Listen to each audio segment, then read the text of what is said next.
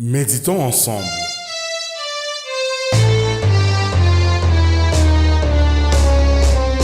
Bonjour et bienvenue dans Méditons ensemble.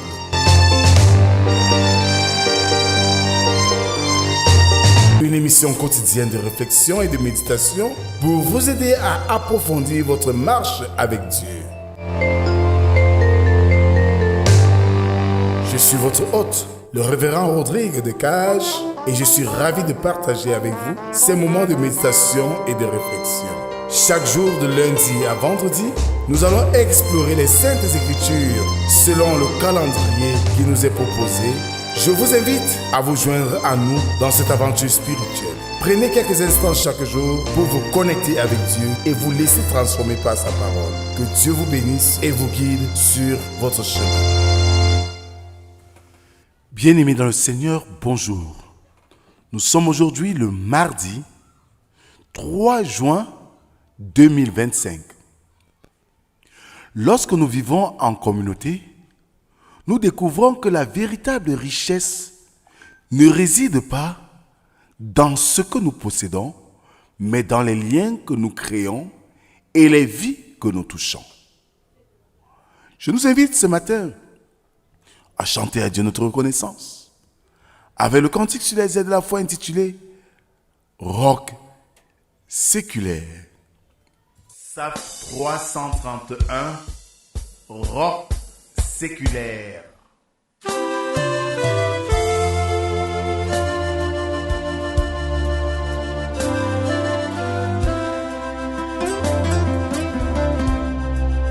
Roc séculaire,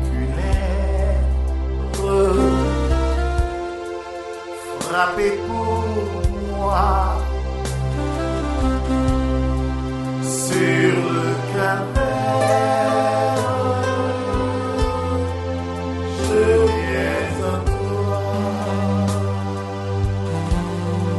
Tu sais mes chutes, ô mon sauveur. Tu vois mes luttes et ma douleur. Roc séculaire, frappez pour moi sur le calvaire. Je viens à toi. Roc séculaire, frappez pour moi sur le calvaire. Je viens à toi. Adorons le Seigneur avec le psaume du jour au chapitre 59. Mon Dieu, délivre-moi de mes ennemis, protège-moi contre mes adversaires, délivre-moi des malfaiteurs et sauve-moi des hommes de sang. Car voici, ils sont aux aguets pour m'ôter la vie. Des hommes violents complotent contre moi, sans que je sois coupable, sans que j'aie péché, ô Éternel. Malgré mon innocence, ils courent, ils se préparent. Réveille-toi, viens à ma rencontre et regarde. Toi, Éternel, Dieu des armées, Dieu d'Israël, lève-toi pour châtier toutes les nations. N'aie pitié d'aucun de ces méchants infidèles. Ils reviennent chaque soir, ils hurlent contre les chiens, ils font le tour de la ville. Voici de leur bouche, ils font jaillir le mal. Des glaives sont sur leurs lèvres, car qui est-ce qui entend? Et toi, Éternel, tu te ris d'eux, tu te moques de toutes les nations. Quelle que soit leur force, c'est en toi que j'espère, car Dieu est ma haute retraite. Amen. Prions Dieu. Ô notre Dieu, notre Père en Jésus-Christ, tu nous donnes la grâce de voir ce jour nouveau. Mais comment mener à bien cette journée si ce n'est en s'appuyant sur toi? Voilà pourquoi, Seigneur, nous venons à tes pieds ce matin pour nous ressourcer de ta parole afin de savoir comment vivre avec toi, comment faire ta volonté. Viens, Seigneur, parle, touche nos cœurs. C'est au nom de Jésus-Christ, ton Fils, que nous t'avons ainsi prié. Amen. La lecture du jour se trouve dans l'Acte des Apôtres, chapitre 4, des versets 32 à 37. Là, il est écrit: La multitude de ceux qui avaient cru n'était qu'un cœur et qu'une âme. Nul ne disait que ses biens lui appartiennent en propre, mais tout était commun entre eux. Les apôtres rendaient avec beaucoup de force témoignage de la résurrection du Seigneur Jésus, et une grande grâce reposait sur eux tous, car il n'y avait parmi eux aucun indigent. Tous ceux qui possédaient des champs ou des maisons les vendaient, apportaient le prix de ce qu'ils avaient vendu. Ils les déposaient aux pieds des apôtres, et l'on faisait des distributions à chacun selon qu'il en avait besoin. Joseph, surnommé par les apôtres Barnabas, ce qui signifie fils d'exhortation, lévite, originaire de Chypre, vendit un champ qu'il possédait, apporta l'argent et le déposa aux pieds des apôtres. Amen.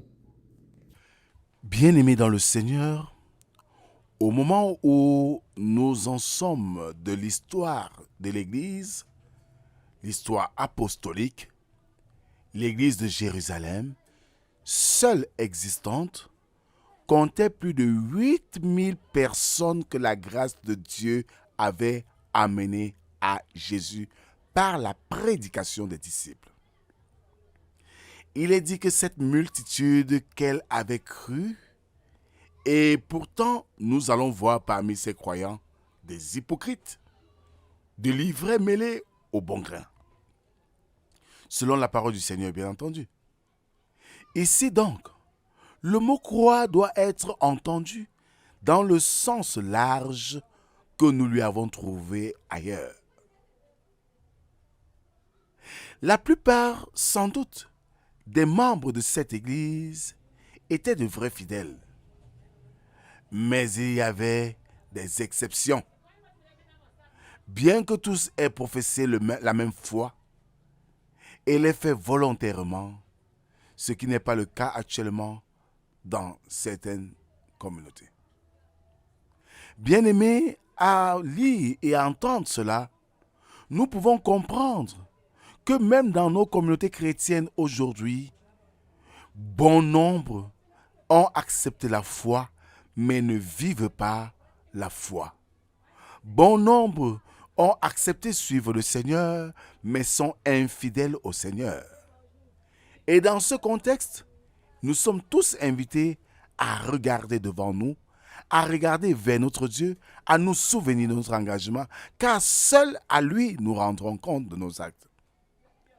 Et pour ceux qui reconnaissent et s'amendent d'avoir vécu ou de vivant hors de la norme de Dieu, devraient s'amender pour se réguler.